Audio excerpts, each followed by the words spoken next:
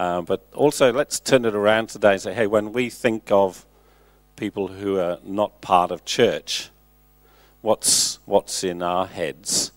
How does Jesus look out at a world of people who are not involved in this church? How does he look out at them? What's in his heart? What's in his mind? And if we go like back to the start, where faith began, I suppose, with Abraham. You remember in Genesis chapter 12, the Lord appeared to Abraham and he said, leave that which is familiar, leave your family, leave your father, mother, leave your country, and go to a place that I will show you. Right there's a real key to Christian living.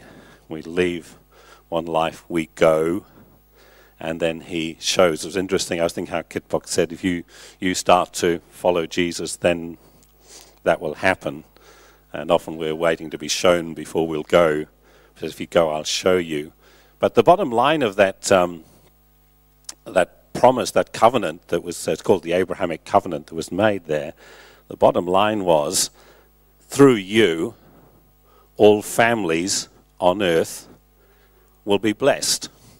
Now, I'd like to suggest this morning we still haven't quite got the message. That was a long time ago. God's still trying to get us to get the message of how he sees his world. And so the bottom line was, hey, I've blessed you, Abraham, in order that through you, every family, every people group on the face of the earth might be blessed. And further on, if you go, in referring back to it, if you go to the book of Romans in chapter 4 and verse 12, I love the way the NIV puts it, about us being, one of it says, if we are of like faith, but that one says, if you will walk in the footsteps of the faith, walk in the footsteps of the faith of Abraham, then all that was said to Abraham applies to you.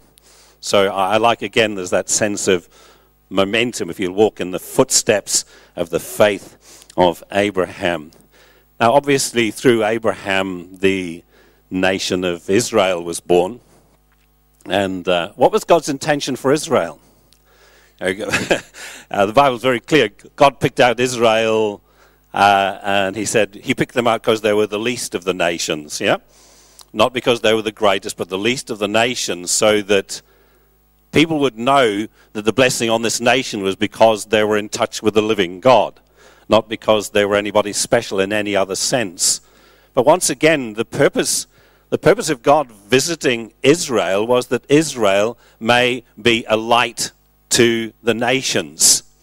But somehow they lost the plot. They all of a sudden, we do this exclusive thing. We do this club thing, and okay, Israel, hey, we are the chosen nation. And lost the sense of purpose in what God was wanting to achieve through coming and visiting them and adopting them as his nation. And so when Jesus came, he was coming. Jesus came, of course, in John 1 and verse 12, it says he came to his own. Came to his own family. He came to his own nation. Jesus was born a Jew, of course. He came to his own people, but they didn't recognize him. They didn't accept him, and they didn't know who he was. How many people have found that when you try and share your faith with your family? Yeah, I mean, for me, my instant success was ringing up my dad over in England. Hey, I met Jesus. And he went into the bedroom, got on his knees and gave his life to Christ. I mean, if only they were all as easy as that. 30 years later, after much prayer, my family start to get saved. So there's sometimes a journey, but come on, you've always been a Christian. You're English. You were brought up in the Anglican church. Come on, you were christened into the faith. What's the matter with you? So, yeah, there's a little bit of a journey in reaching the family. And Jesus, in the end, his heart for his nation, for his people, was so huge.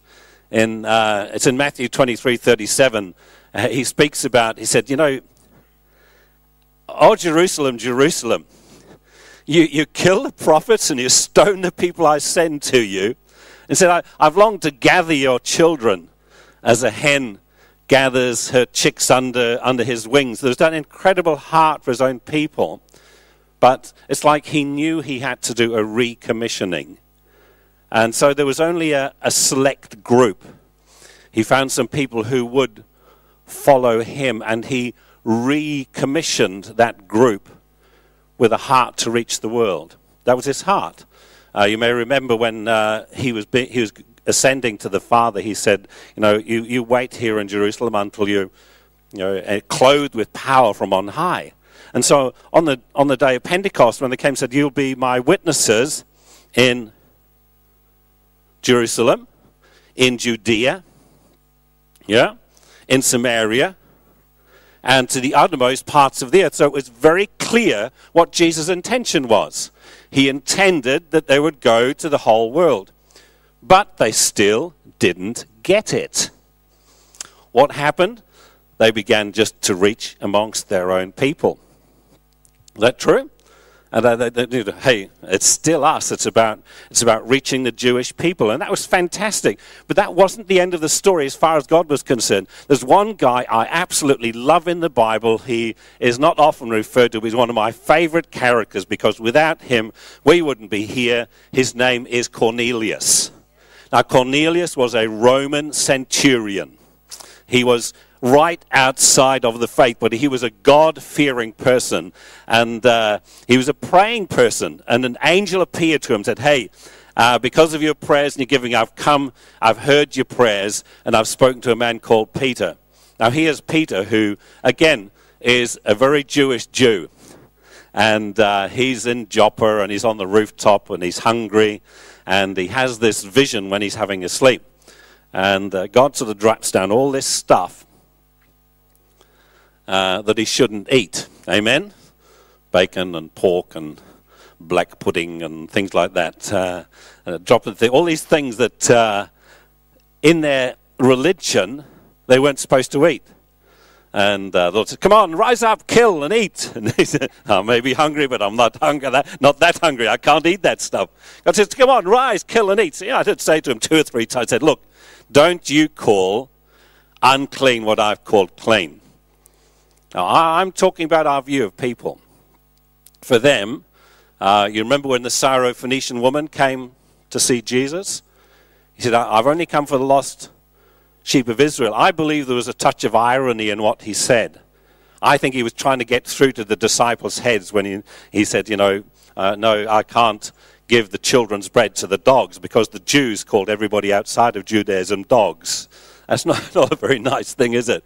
But it was that, we are it, and the rest of the people out there are dogs. It was a worldview that needed to be broken.